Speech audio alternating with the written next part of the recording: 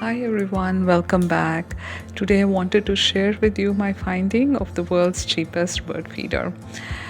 Here is the takeout box from a restaurant, and then I'll have another tray that is the mushroom tray that we get in the grocery store.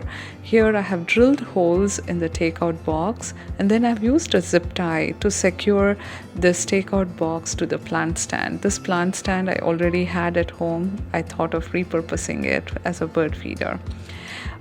This has worked amazingly for me, and I have used the lid of the takeout box as a cover when it rains to keep the bird feed covered so it doesn't get wet. Birds are pretty picky in my house. They don't want to eat the wet feed, and the water in that tray works amazingly. The birds have been enjoying it. I've tried to get a picture of the bird actually eating it. Here you can see it. Thank you so much for watching my video.